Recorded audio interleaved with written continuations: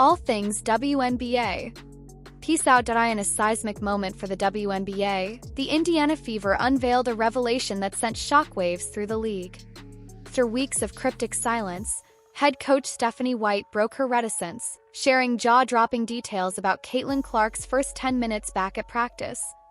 The update, delivered in July 2025, wasn't just about a star's return, it was a declaration that could redefine the Fever's playoff push.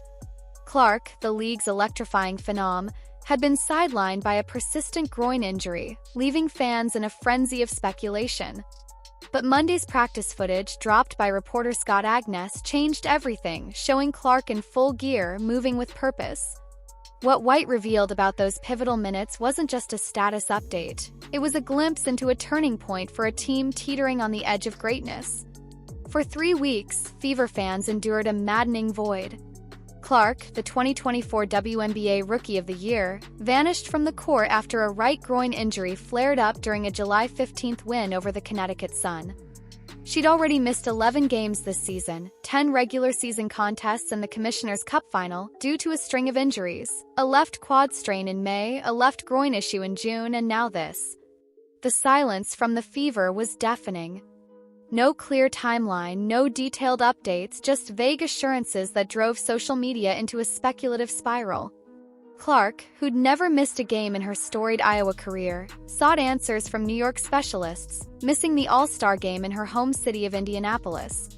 The frustration was palpable, with fans and analysts alike questioning whether the Fever could keep their playoff hopes alive without their star. Then came Monday, July 28, 2025. Agness's footage hit X like a thunderbolt. Clark, not in street clothes but in practice gear, running drills with the team. The internet erupted. Was she back? Could she play? The speculation reached fever pitch, but no one was ready for White's bombshell about Clark's first 10 minutes on the court.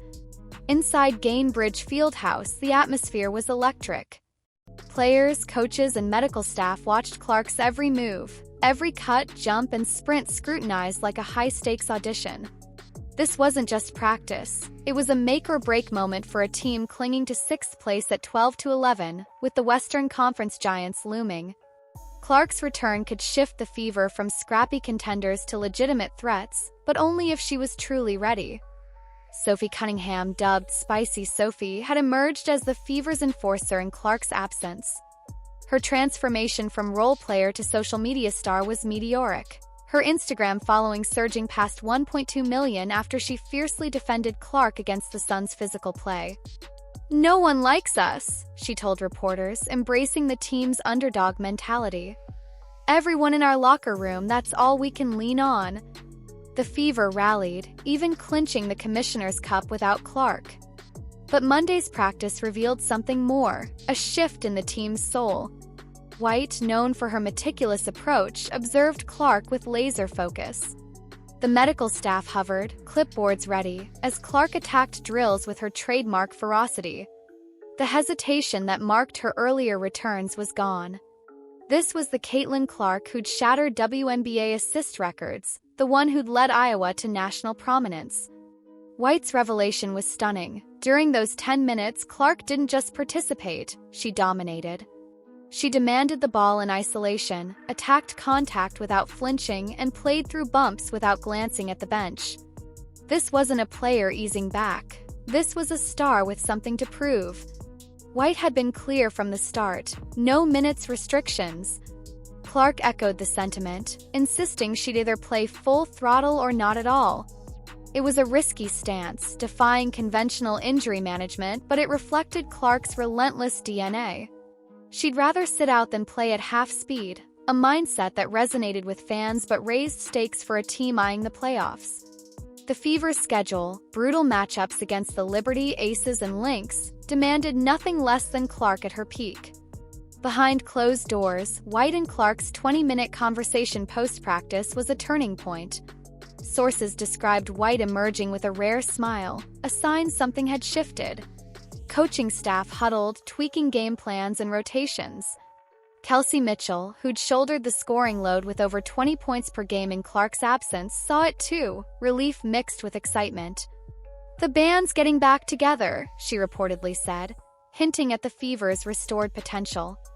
Clark's return wasn't just physical, it was mental. White spoke of Clark's caged lion energy, her frustration from watching sidelines fueling a hunger ready to erupt. That passion, bottled up for weeks, was now a weapon, one the Fever could unleash against the league's best. The financial stakes were colossal. Clark wasn't just a player, she was an economic engine. Her absences cost the WNBA ticket sales, TV ratings, and merchandise revenue. Her return promised sold-out arenas and primetime buzz, elevating everyone around her. Yet the Fever resisted pressure to rush her back, prioritizing long-term health over short-term gains. White's handling of the saga, balancing Clark's recovery with team morale, earned praise. She kept the Fever competitive, leaning on Cunningham's grit and Mitchell's scoring. Cunningham's rise was a story in itself. From averaging single digits to dropping 15 points against the Aces, her newfound role as Clark's bodyguard transformed her into a fan favorite and a brand magnet. White's comments also reignited debate about the WNBA's physicality. She'd been fined for criticizing officiating, arguing that Clark faced unchecked aggression. "There's a level of physicality they're allowed to play with against her," White said, linking it to Clark's injuries. Posts on X, like at CLRKSN's, echoed this, claiming defenders' hand-checking and holding contributed to her latest injury. The league's silence on the issue only fueled fan frustration, with the Boston Post slamming the WNBA's handling of Clark as a golden goose squandered. Yet White's loyalty, publicly defending her star, built trust, creating a culture where players like Cunningham would run through walls for her. Clark's practice performance went beyond those 10 minutes. She ran 5-on-5 scrimmages, orchestrating the offense with her signature vision and draining deep threes. Team's energy shifted, passes crisper, cuts sharper, defense fiercer. The Clark effect was undeniable, lifting everyone just by her presence.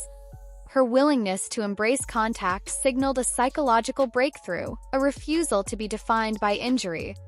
The medical staff greenlit her progress but insisted on daily monitoring and extensive treatment. Game time, though, was Clark's call. She'd play every minute that mattered, risks be damned. As news spread, ticket prices for Fever games soared.